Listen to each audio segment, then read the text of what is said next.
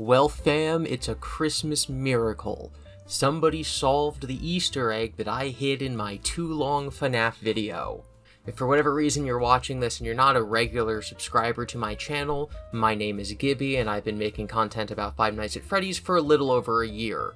Last October 2023, I released an almost 9-hour video going over the history of Five Nights at Freddy's up until the release of the VR game. Basically everything in the Scott Cawthon era of the franchise. I went over the history, the community, the in-game lore. Along the way, I discovered some lore implications that no one else had ever covered before, and I'm like, oh my god, I solved this! And then in the year following that, going over discussions with my comments, and reading other people's theories, and watching and talking to other FNAF YouTubers, I've changed my mind about a lot of things from that video. But one thing from that video that I thought was kind of special was the fact that there was an Easter egg hiding in plain sight that no one had mentioned. A lot of people pointed out silly little things that they saw in the video, like little guys who pop up in the reflections of windows during certain scenes. A million people have pointed out that they know the voice I used for the bully character who I leave uncredited in the description, and yeah, they do know it. I'm still not going to say it, but they know who it is. There's plenty of things, like I have a Lego set of the Atari 2600 that I leave in the background for the shots where I'm talking about FNAF 4. I have little references, like I quote a Taylor Swift song at one point because it was relevant, because Dawko beat Ultimate Custom Night on July 9th, and so I referenced the song Last Kiss where she says the name July 9th.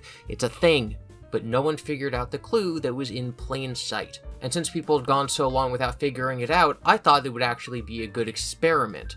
I had created a puzzle that I left some hints for, and I wanted to see how long it would take someone to solve it, and how many hints I would have to give. And that might give me some knowledge into how this kind of thing typically goes for Scott Cawthon. I think over the last couple months we've learned something really important, which is, if something in the series is easily solvable but no one's done it yet, Scott will typically not comment on it. So something like the crying child's name. That's something that's been solvable since the logbook came out in 2017, but nobody really did it until Hyperdroid figured it out a couple months ago. Scott very easily could have just said in a Reddit post like, oh yeah, his name's Dave. Or Garrett's name in the movie could have been Dave, and that would have been the answer. But because, to Scott, to the puzzle maker, the solution was so obvious, he wasn't going to give us any hints. It was right there. It was right in front of us. We just needed someone to do it. And so I have this thing that I think is very obvious, but no one's testing it. No one's saying, oh yeah, that's the answer to your little puzzle. And so I wanted to see how long it would take. I wanted to feel like Scott, sitting there, watching people talking about it, knowing how obvious it is, but they still haven't answered it. I first brought this up a couple months ago. It's been that many days since I first brought up the fact that there was a secret Easter egg in that video.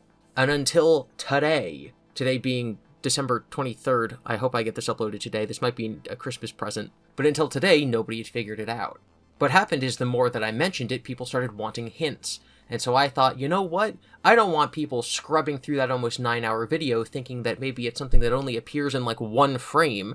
I want to give them some knowledge, some ability to figure it out. Especially since, and this is something that probably happens to Scott too, part of my method of getting across what the riddle even is was hindered by some technological errors. When I first brought it up, I said that this wasn't an ARG, there's not some long mystery to follow, you don't need to click on hyperlinks and find some hidden YouTube channel that I secretly run.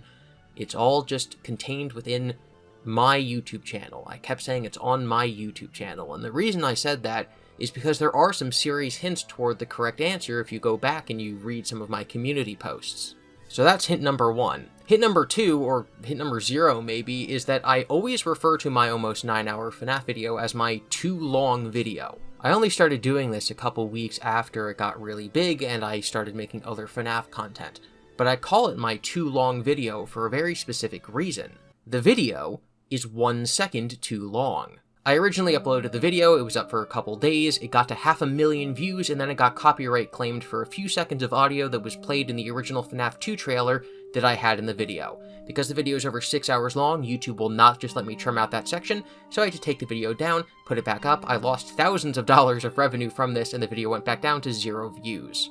When I trimmed this part out of the video and re-uploaded it, for some reason, YouTube thought the video was 1 second longer than it had previously been.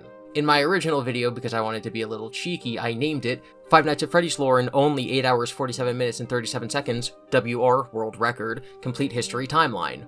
This is obviously a joke because the video is really long. It's like when you name a video like, oh, a short introduction to this thing, and then it's 10 hours long. When I uploaded the video again, I literally couldn't name it the same thing because now it was 1 second longer. If you look at it on YouTube, it says 8 hours, 47 minutes, and 38 seconds. Now, sometimes if you click on the video on the actual YouTube page itself, it'll still say 8:47:37. But I couldn't just name the video 8:47:37 if when you're looking at it from the YouTube homepage, it says 8:47:38.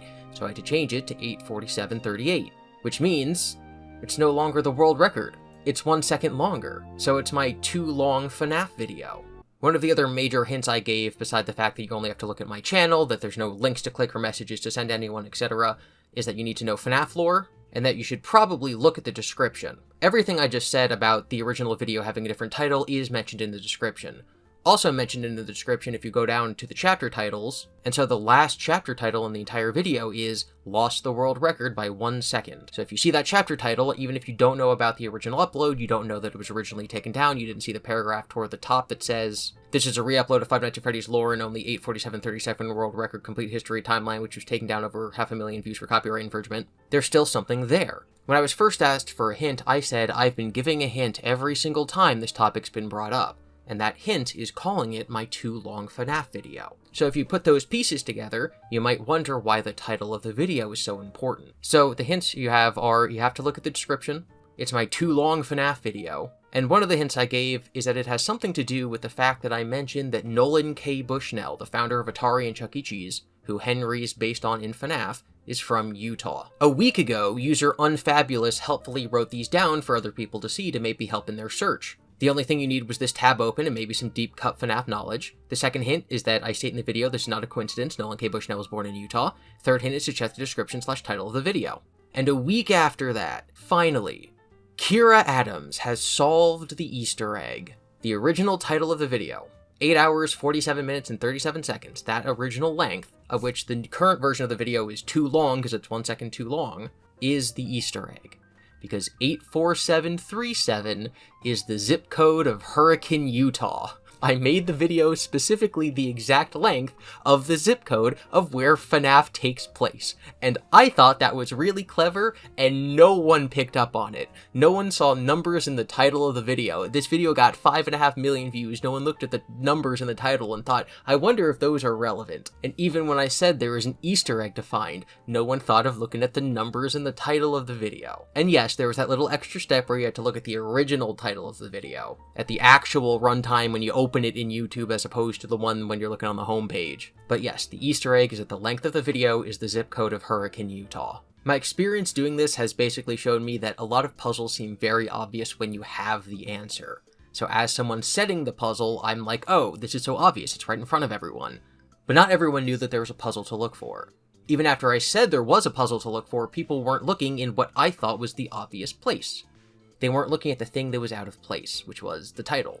I know that some people watched the video multiple times trying to figure it out. People kept leaving me comments like, oh, is it this? Is it that? And my response kept being that, like, once you figure it out, you'll know. And Kira Adams seemed very, very confident that once she figured it out, she knew exactly what it was. Whenever I talk about puzzles and lore in FNAF, I always say that the best ones are the ones where once you solve it, there's an additional check mark that says that you figured it out. And so in this case, the check mark is just, how crazy would it be if the video coincidentally was the length of the zip code of Hurricane, Utah? Like that, there's just clearly not a coincidence. Do I think this is a good puzzle? No, not at all.